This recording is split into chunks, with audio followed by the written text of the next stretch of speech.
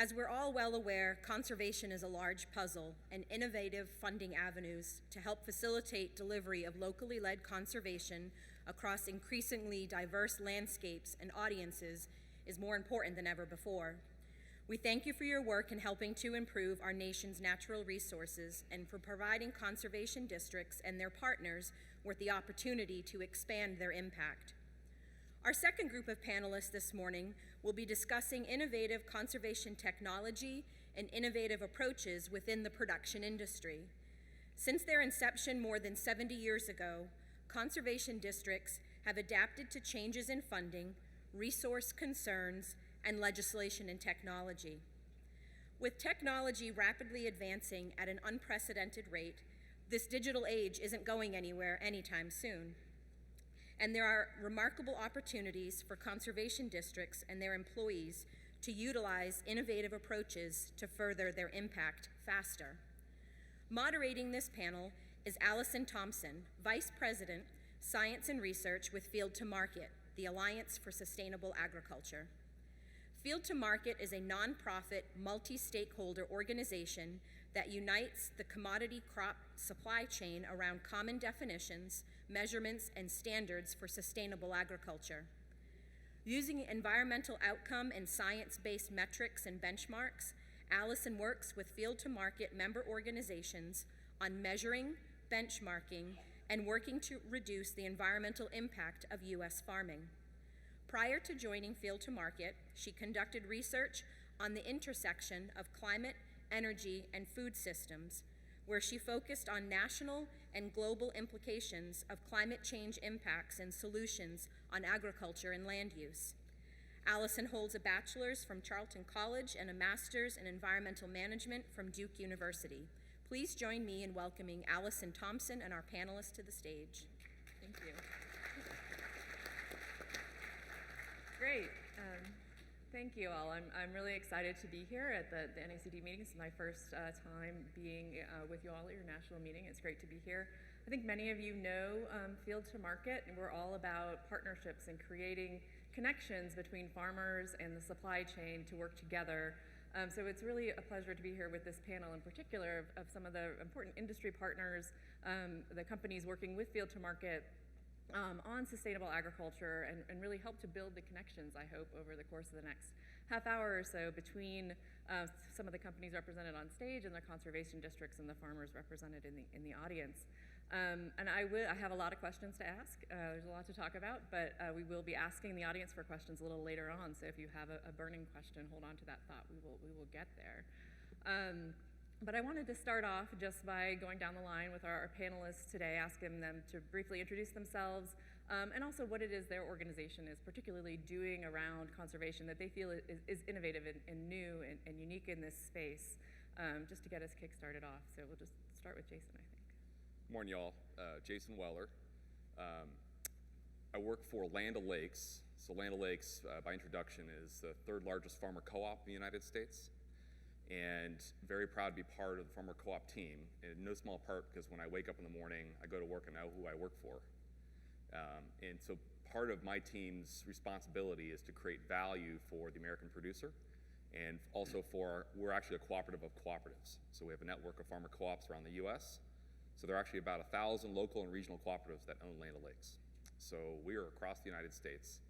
And our team is also then trying to develop value for our owners, those local farmer co-ops, around sustainability, around this topic of stewardship and conservation. It's been a 3-year emotional and spiritual journey. I've learned a ton. There's a lot I know now I wish I knew then. So it's been very sobering, but also honestly very energizing. And if I could distill it all down, I think what is traditional and what is old is actually new again. And the private sector, while it is now engaged in more ways than we can count, and there's some really exciting partners here that are going to obviously talk about their initiatives and what they're investing in and leading on, industry alone cannot do what's needed. And there's huge opportunity for the conservation partnership represented by you all in this room. And the private sector cannot do what's needed but for the technical standards, the science, the expertise, the local relationships, the trust, the knowledge on the landscape, the program assistance, of course, the men and women that work the field and the land and how the relationship with producers. And so we're really interested in collaborating more deeply with national associations like NACD. We're proud of a partnership with NACD that we're actually connecting them through the Kansas Association of Conservation Districts and trying to bring conservation agronomy professionals to partner with our local cooperatives to take to the field aligned and shared goals around soil stewardship and nutrient management and irrigation and water management. So there's a lot to talk about on the panel this morning, but I'm really excited to be here and appreciate the opportunity to be on the panel this morning. So thank you. Good morning. I'm Ryan Ciroli, and I'm here with Cargill. Small family-held company. It's been around for 150 plus years. But as kind of one of the world's largest agribusiness businesses, we around the world, I get to work in the area of kind of row crop sustainability. So really at our corporate level, working across all of our supply chains, literally from our farmers to our end-use consumers across the different Cargill businesses, and thinking about how do you bring sustainability to life as a big commodity player. And I think we're in a unique spot that we sit, right square in the middle of the value chain. And so on one hand, we have, our farmers who, at the end of the day, are our lifeblood. You can't be an agribusiness without a healthy agricultural sector. And so thinking about how do we bring farmer-centric approaches to what we do? At the end of the day, thinking about productivity and economics and that long-term viability and resiliency of the ag sector and putting farmers and ranchers first. But then thinking about how does that equate, right? Or how do you leverage that connectivity that we have as Cargill and work with our downstream customers and partners and start to kind of bring, meaning or impact in the sustainability realm kind of across the value chain. And so I think we're being a lot more proactive in terms of really thinking about impact, right? Not just, sustainability can be tough to define. What is it that what does it mean? What are we trying to do? Versus saying when we start focusing in on, how do we scale up soil health initiatives? How do we, or really thinking about the principles behind it. And then how do you engage farmers in that process? And then how do we leverage all of those ecosystem service benefits that we throw out, right? So our impact on climate, reducing greenhouse gas emissions, our improvements in water quality or water use, and how do you engage the value chain along the way?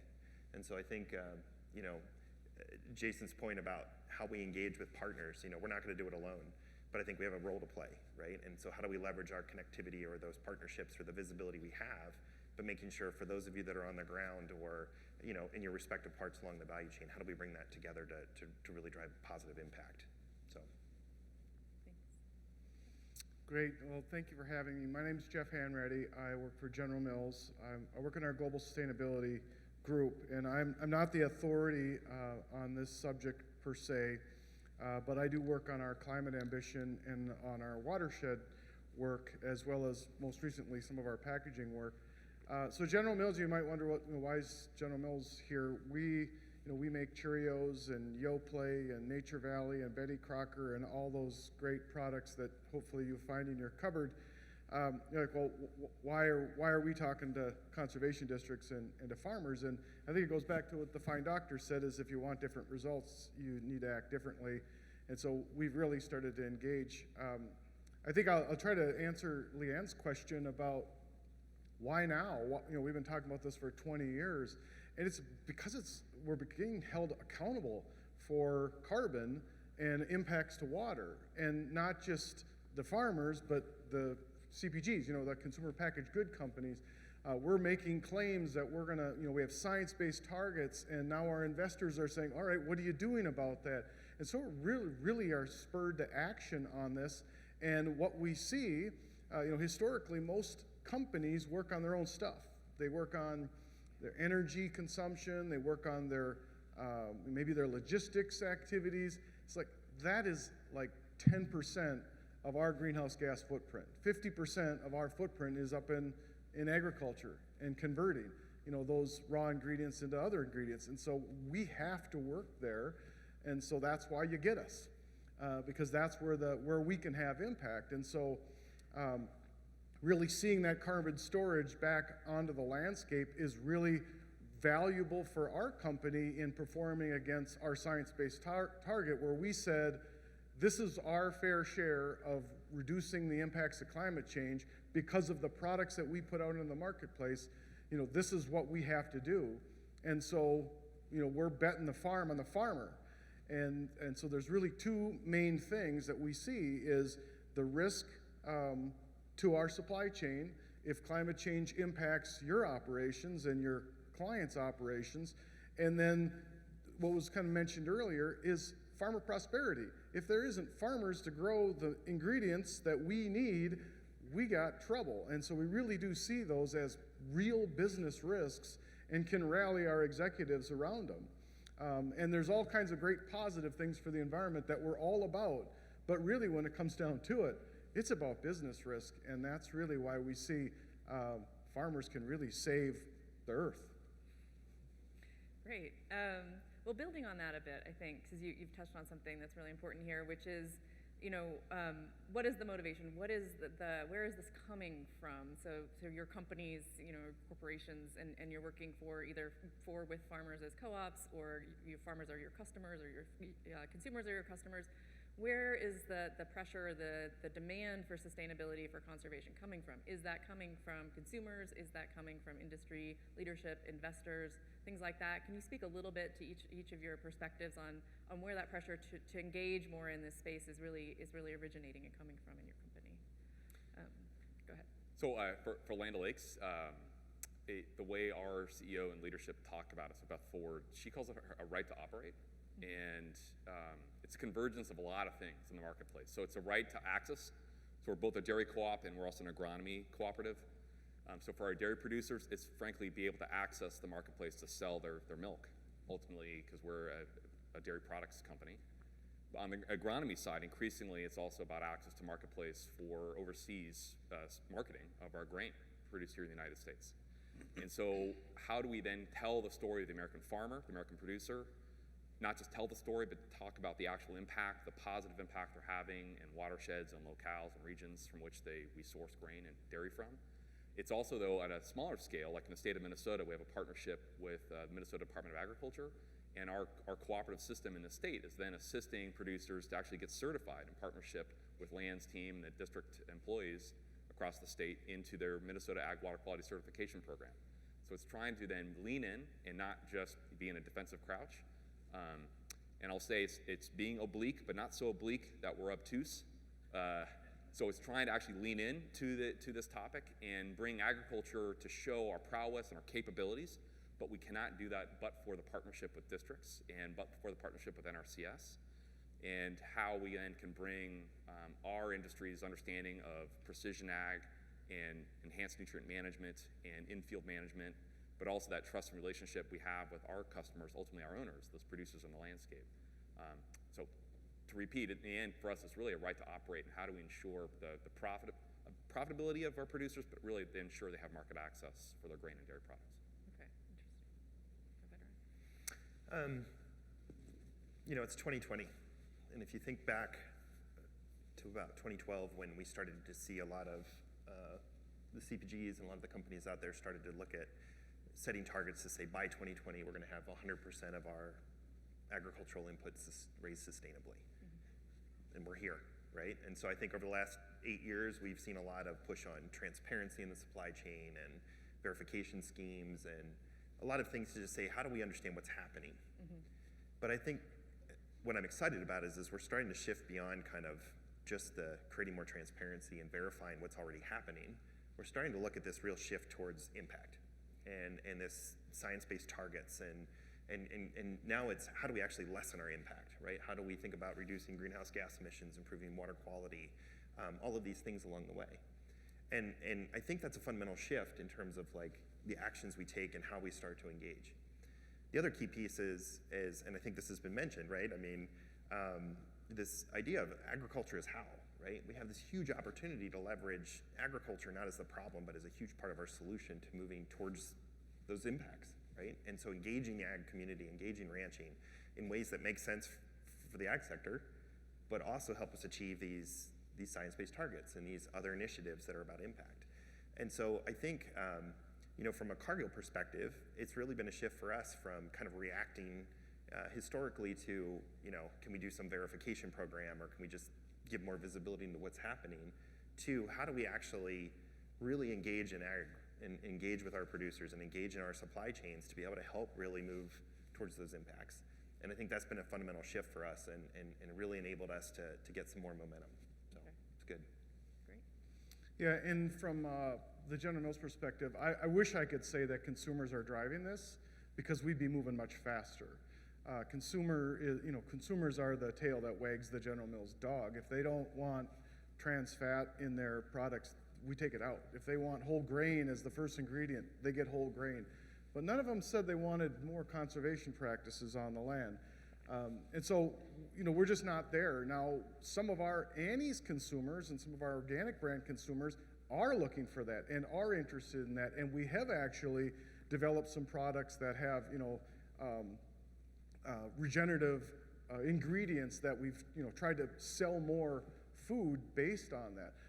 But that's like 5% of our business. We're a row crop and dairy consuming company, and so that's really where we need to make the change. And so, like I said earlier, it's somewhat investors. I wouldn't say that anybody's divested in our company because of sustainability or lack thereof, but they just expect it. It's just part of doing business. And then, like I said earlier, it's back to risk. I mean, we've convinced our leaders that there's risk for our business as a result of climate change, and they believe it, which is super cool. Great. Some companies it's not the case. Yeah. I think this is really interesting, because one of the things you just said, I think a lot of people assume this is coming from a consumer demand for more sustainably produced products and things like that, but I think all of you who have touched on that's not necessarily the primary motivator for your companies. It really goes much deeper into the core of your business and what you're in business for, and all of the aspects there. So I think that's a really interesting insight. I want to take us back a little bit to the theme of the conference is conservation innovation, which is an interesting pairing of words, right? Conservation is a very old concept, right? Everybody's been working to be conservation and conserving in agriculture for a very long time, and innovation implies going forward.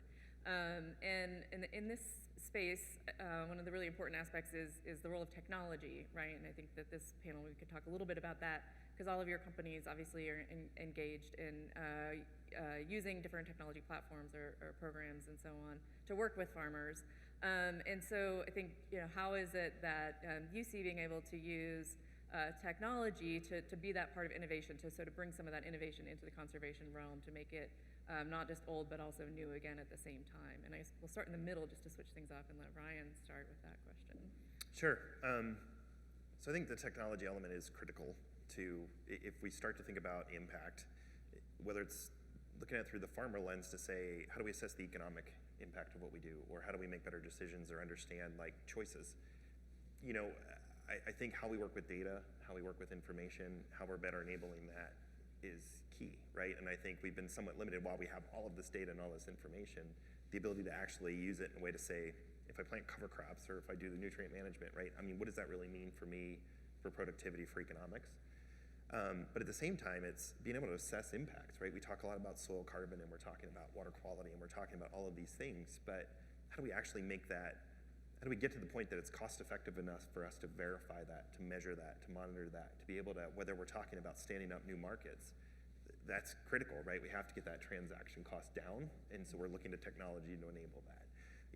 Even if it's just the verifications of programs in our own supply chains, right? I mean, it's a critical element. And so I see the advancements we're making being an enabler for us to keep our costs down enough that, again, I think to Leanne's question, why have this failed in the past? And I think we've eaten up so much cost and so much effort and lack of full visibility that it's been it's holding us back. So I think this is a key element going forward. Do you want to go ahead, Jason? Yes. All right, y'all, we need to pump up the energy in the room here. All right, so come on. There's just kind of pull the threads together. There's just step back a second here. All right, so you got the largest privately held company in the United States, probably one of the biggest in the world. You have one of the largest food companies in the world, on your stage talking to you all about innovation and conservation. The prior panel was all about marketplace and how to engage the land and producers to not just market their grain and their protein and their dairy, but to market the assets they can generate. So I'm going to push back a little bit on Allison.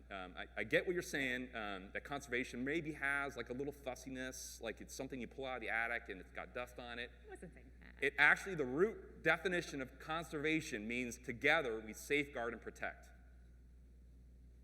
And there's nothing in that definition that is old and fusty. All right? So this is where you guys, just hear me now. We need you. And we are on the advent of some really huge stuff. So we can together, I think, collaborate and innovate around marketplaces, around supply chain engagement, around solutions on the landscape, cleaning up watersheds, whatever, fill in the blank. But for NRCS, but for state conservation agencies, but for RC&D councils, but for districts, right? We can't get this done. We don't have the expertise, the boots on the ground capacity, the knowledge of the land and the knowledge of the communities. So my plea is please engage in this opportunity, because this is a huge deal for the Conservation Partnership to position innovation and bring that into your landscapes to solve international supply chain challenges. But it's not just about supply chain and marketing, it's about, frankly, saving Earth. And so the final thing I'll say, just to nerd out on you guys, so it tells you a little bit about my Christmas break. The National Academy of Sciences produced a report last year, and they're looking at technologies to actually pull carbon out of the atmosphere, right? So it's a drawdown strategy. So they got the best scientists in the country to think about and look at different technologies. It's a 400-page document, which tells you about how I spent time with my in-laws. And, but I'll cut to the chase in that the takeaway, photosynthesis works. So trees and plants are the answer. So you guys are sitting, all this other stuff about terraforming Earth and all this crap. No. Nature invented it about 3 billion years ago. So let's put nature to work in a way to know she knows what to do best, which is to feed us, but also to feed the soils, which ultimately is going to help cool the planet. So I'll stop there. All right. It's I radical. thought you were going to talk about Truterra, but No. That's all right. That's great. For the record, I did not use the word fusty. No, I don't think conservation is at all fusty. maybe, Yeah. yeah. We could just give Jeff a chance also to. Well, I was weigh just in going on to the say it's technology radical question. traditional farming. If at General Mills, if you let us get involved, we'd rename this organization. We drop the word conservation and put in the word regeneration, because we're not conserving anything, we're not sustaining anything. It's about regeneration, and that's really how we're talking at General Mills. Sustaining is just not enough, and so really, truly. We have 2 soil scientists. When you talk about that, we have 2 soil scientists on staff at General Mills. I've worked there for 20 years. I'm like, what? We make food. We got soil scientists on staff out in the field doing this work. And you would question, why is General Mills doing that? It's because we feel that we have to. But in the future, we shouldn't be doing that, right? You guys are doing it. And so, please do. Great. Great. So, I think just to build on this a little bit, we've all said multiple times how important the conservation districts are and the people in this room and how great the partnerships are and all of that. But think about it kind of specifically. We have, how if somebody in this room working with farmers out in their district wants to get involved in some of the work that your company is doing, how do they do that? What can they do to reach out to you? Are there particular programs, things that they can get involved in? How can they engage in this? Right. There's no government program yet, right? That's just broadly available, like CRP or something like that you can just throw the book on there and say, here's how you go do that. And I'm not sure if there will be, but what we're trying to do with the Ecosystem Services Consortium is develop that market so it just happens, right? And the economics drive it, and farmers want to do it because society's paying them to do it. And so that that's not there yet, but be ready for that and plan on that, because that's really what we're trying to do. And it would be, we're not really trying to incent farmers to plant cover crops or to no-till, with dollars. We're trying to incent farmers to look at their whole their whole operation systematically with help, from advisors on how do I develop this whole thing that results in a regenerative farm. And it's a really big mind shift, and I'm not sure if it's the way, but it's the way that we're pursuing it now, and really it's outcome based. So I'm not sure that I answered the question. I'll answer the question too. Go for it. Guys, this isn't like a whole new stuff. This is what you know every day. So, one, go talk to Laura Demel and Rich Dusterhouse. So we launched a partnership. I don't know what's in the water in Kansas, but you guys are cooking with gas.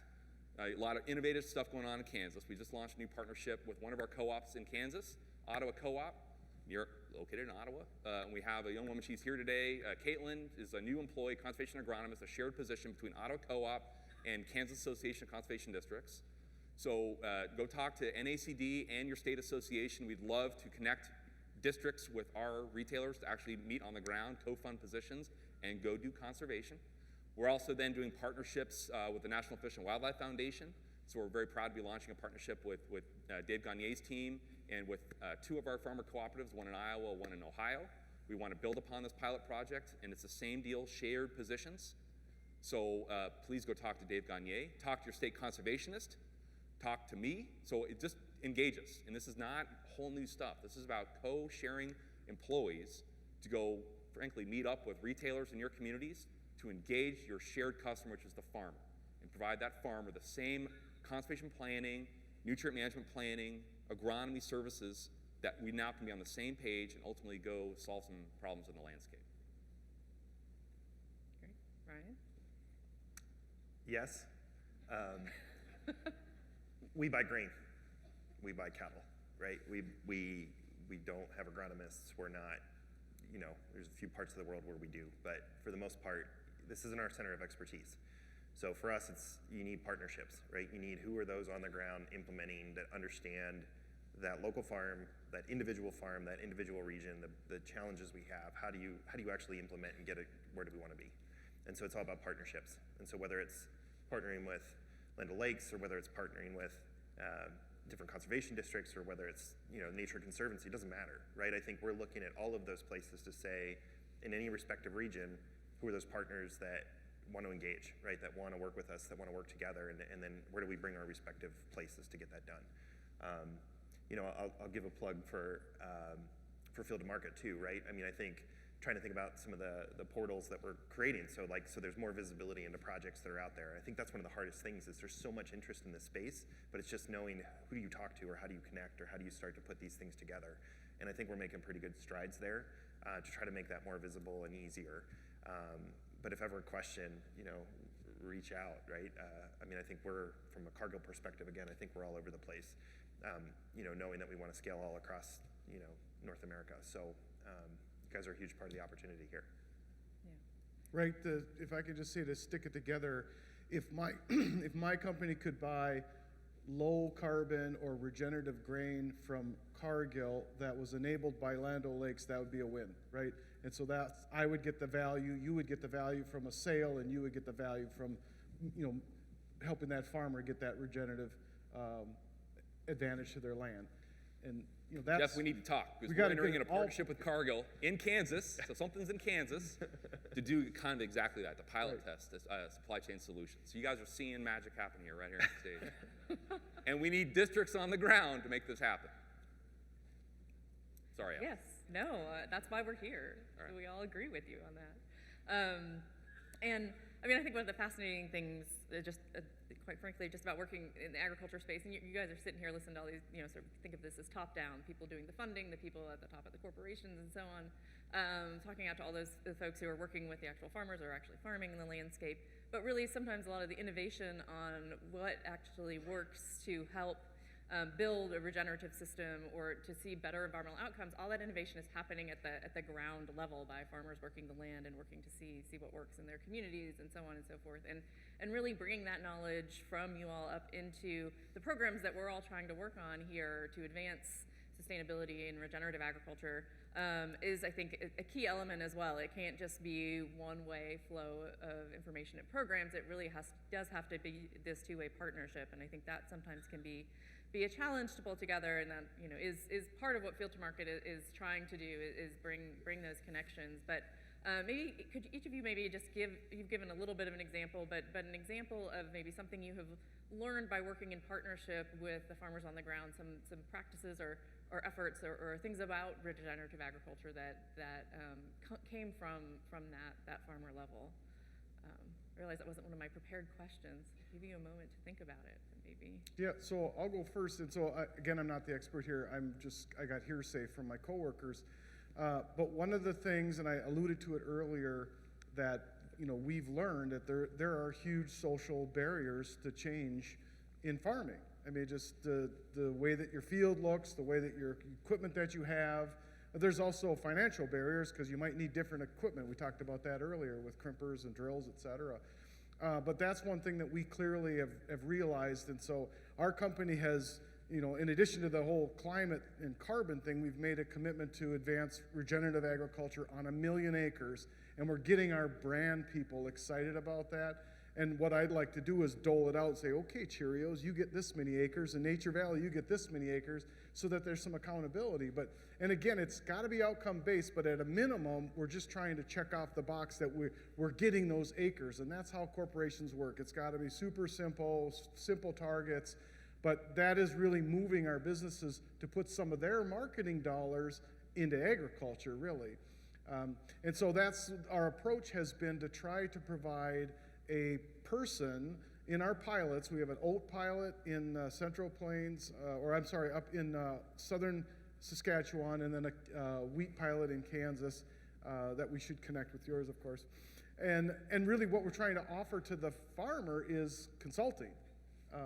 And here's your person. You get them for a day, a month, or whatever it is, and they'll help you with putting together the overall plan. And so to get past some of the business planning part and the social part of it, but the social part of it we can't do a lot about. The farmer to farmer exchange has really got to be important. Great. So in addition to that, two things. One is optionality. I think at the end of the day, if we truly are interested in thinking about outcomes, right, and regardless of how you define what the outcome is, it's about outcomes, right? And I think we can't get prescriptive about saying just do this practice, right? Just plant cover crops, just do this thing and it's your silver bullet. So I think understanding how do you create optionality, really thinking about that end goal in mind. And so what makes sense for that farmer? What are they able, willing to do, right? What's the next step they're gonna take, or the next 3 steps they're gonna take? So I think just really, really trying to be cognizant of optionality, right? And meeting them where they are and understanding kind of what works. The second thing is incentives. And I'm an economist, so I like incentives. But I think a lot in terms of what signals are we sending, right? Because one thing I know about farmers and ranchers is that we're really good at maximizing market signals, right? Maximizing incentives. And if at the end of the day we say we value yield at the lowest cost possible, and so we're really good at maximizing yield and reducing cost, right? Mm-hmm. But if you can send other market signals that say we also value, climate, we also value water quality, and we're willing to pay you for it, right? To me, those are powerful signals to say, if you have the right incentives in place, we're all wired pretty hard to go maximize those. And so optionality and incentives, structure them right and let the rest happen. Spoken like an economist. Jason. Unfortunately, I'm not an economist. The regenerative ag question, Allison, it's been, again, like going back to that spiritual journey. 3 years for me within our co-op. When I arrived 3 years ago, I was like just hot to trot and so health. And I'll say the company wasn't ready yet, and in part because our co-ops and our retailers were not ready, and our farmers were not ready. And so it was a little bit like not pushing a rope up a hill, it was like pushing a rope up a wall. So then fast forward 3 years, and there's been a steady change. It's like now really grassroots, and a lot more farmers are asking questions of our co-ops, and our co-ops in turn are asking questions back up to our company about how do we support them in the marketplace. And maybe it's not the full solution, the regenerative ag solution that General Mills is advocating for and really leading on, which is, I think, inspirational and actually having great results. But it's important to think about the context and scales that we're trying to introduce this topic of conversation on like 100 million acres of row crop. It's a huge landscape that we're trying to make a sea change on. And so there are moments where we actually have these breakthroughs. And actually, Chief Lohr joined us at one of our events in December, and he brought down to Florida. So we have these, I'm not used to this yet. Is this being recorded, by the way? I should have asked that at the outset. Anyways, don't stand what I said earlier to my wife. So it's like a rewards trip, you know, and I'm not used to this being 23 years in public service. And every time we go through rewards trip, I'm like, is this legal? But anyways, we bring down, it's like 3 days, bring in our top farmers and retailers to talk about sustainability. And we bring in consumer panels and CPG companies to talk about all this topic. And so I begged and pleaded for 3 years, let's talk about regenerative ag, let's talk about soil health. And they finally let me off the chain. So I went all in. Chief Lohr came down, did an exceptional job leading the NRCS team. He, of course, did an exceptional job as always talking about soil health and how NRCS wants to be a partner in a solution. But then my favorite part is they actually drove down a rainfall simulator. And so we're in Tampa on the beach, literally on the beach, with a rainfall simulator. And we had 300 farmers. It was like a farmer flash mob on the beach of Florida, which in itself was, I have so many photos I could show. It was awesome. It was like the best day I've ever had. And with a rainfall simulator, and then we had all these, like, in Tampa that time of year, it gets a little weird with this kind of beachcombers, and they all joined. It was like this flash mob. And there we had the NRCS soil health team talking about the concepts of regenerative agriculture. And you had growers, like, you just see their brains melting out their ears. They'd never seen anything like this before, and it was transformational. And now they're like, why are we not doing this at every one of our co-ops? So we're starting to see a sea change, and I'm really excited by the potential. But then it comes back to capacity and experts. And it's just me, and I have a colleague here, Matt Kruger. I mean, there's like 2 or 3 of us. When we're trying to touch 100 million acres, impossible. So there has to be then this collaborative public-private partnership if we're really going to make an impact. Yeah, great. So more soil health flash mobs. On a beach, preferably. On a beach. Always better on the beach. We've heard a lot of great stuff about what you all are working on, some of the things you're working on that you don't think you should have to be working on, where this has come from in terms of advancing sustainability and working in these partnerships. Final question just for you all right now is just 10 years from now, say we're at the NACD 2030 meeting and we have a reunion panel, what do you want to have changed? Where do you want this conversation to be? What do you want your company's role to be in working with the conservation districts on sustainability when we get to that point? Where do you see it going? I'll just say simply that farmers are getting paid and our climate, global warming has reversed in 10 years, and farmers are getting paid to do it. It's that simple. That would be the ultimate goal. All right. Great. The 3 of you, there has to be 3 ideas at least. I'd just say, I think that farmers and ranchers are seen as the heroes that they are to solve the climate crisis. That's it.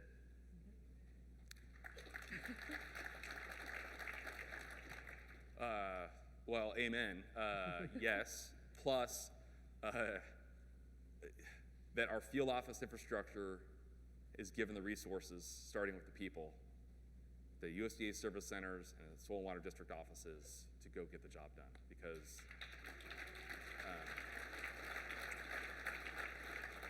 you guys are a national treasure, you're unique in the world, and we're not going to achieve, these exact right visions, but for, again, the public-private partnership with the infrastructure and the capacity to do the job. Great. All right, well, thank you all. That was a really fantastic way to wrap up some of these remarks. We're not done yet. I do want to reach out to the audience and see if you all have questions. I'm not sure if there's a microphone going around. I see a hand right there in the middle. Go ahead. Yes. Oh, okay. Thank you. I'm Sylvia Mom. Thank you all so much. I'm with the Groundwater Protection Council, and we co-lead the National Source Water Collaborative. NRCS, NACD are members, Soil and Water Conservation Society. So I just have, you've all mentioned water quality, so I just have one request, and we are willing to help you, the blanket. this is like we, but when you mention water quality, I think you can also point to public health benefits, because the conservation work that's being done to put practices on the ground in areas that protect our drinking water sources, wellheads, intakes and rivers, things like that, you can count public health benefits sometimes to millions of people. So I just wanted to raise that as something for you to include in your outreach and how you promote the work you're doing, and thank you for the work you're doing. Absolutely, thank you.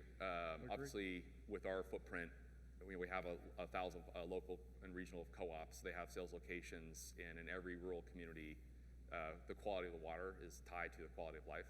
And so our owners are deeply aware of their responsibility to steward the nutrients and the soils. And they're very interested, though, in what are the tools or what's the path to actually protect source water, whether it's groundwater or surface water. So this is a journey of learning that we will definitely follow up and like to continue the conversation on how we can work more collaboratively at the state level with districts and NRCS and source water protection collaboratives. Thank you. Anyone else? Yeah, and I'd say absolutely, right? I mean, I think I just mentioned water quality and water use efficiency, but we're really looking at broader context-based water targets and WASH, right? So safe access to drinking water and hygiene, all of that. So we're looking at water through the full lens. I didn't do it justice with my comments, but absolutely agree. All right. Other questions from folks out there? Okay. Hello, and thank you for your presentation. You have a significant opportunity from the people in this room to help you sell more and create a better connection with your consumers just through labeling your products in a way that says this farm in Kansas produces sustainably grown whatever, that you can get those millions of opportunities each day from consumers who are buying your products, and if they see a label that says my local farmer grew this and produced this, or instead of I'll pick on General Mills and I'll say, instead of the cartoon honeybee on the Honey Nut Cheerios, have a real bee with a beehive and identify where that bee comes from and how that goes into the Cheerios. That way you can take this concept of regeneration or conservation or whatever you want to use and brand it to the consumers, and that's going to give everybody up and down the supply chain a real reason to embrace this ethic and this way to save the world. Yeah, and that would be great. And if consumers would buy our products because of that, that would be great. And we just haven't identified that that's the case. Now, like I said, we do have an organic business, and in organic, or even the natural/organic business, we do have identity preservation of where our commodities are coming from. But when I buy wheat, I know maybe what state it's from. No way do I know what farm it's from.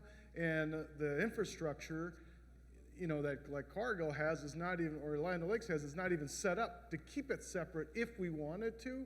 So let's just make it all regenerative and then we don't have to worry about it. But yeah, and so we've thought about that, and trust me, we got a building full of marketers that want to sell things based on these attributes, and we keep telling them, well, we could, and so we've looked at, well, how about if we buy identity preserved wheat from this area, and can you sell this? And they're like, well, how much does that cost? We're like $20 million or something like that, and they're like, no, we're not going to do that. And so really there's a lot of barriers on trying to keep the commodity separate if you want to be able to make a claim, because we can't just say there's regenerative grain somewhere in where we source this product. We can't sell based on that. We get in trouble. But I love the thought. And that's probably the same even for honey. Any Land O'Lakes input on that? We need another hour. Okay. We need a couch and a sofa to lie down on. So through our branded dairy products, we are actually going through this conversation right now internally. So we're rebranding our brand as we speak, and in part trying to reintroduce ourselves as a farmer co-op that many of our consumers don't even know we're a farmer co-op. So we'll start there in introducing actually our own farmer members to the public. And I'm working internally with our own marketing team to just advocate exactly the conversation we're talking about. And I think Land O'Lakes has a tremendous dairy sustainability story to talk about, which offline, if you're folks interested, love to follow, especially from the California folks. It's one of our primary milk sheds. But it's also true in the upper Midwest and the Chesapeake Bay region. And so how do we then communicate with purchasers of our products that when you actually purchase, you're not just buying Land O'Lakes, you're actually joining the Land O'Lakes Co-op. You're supporting a farmer-owned company that's investing in sustainable solutions, trying to protect natural resource treasures like the Chesapeake Bay or the San Joaquin Valley. So more to come. I 100% agree.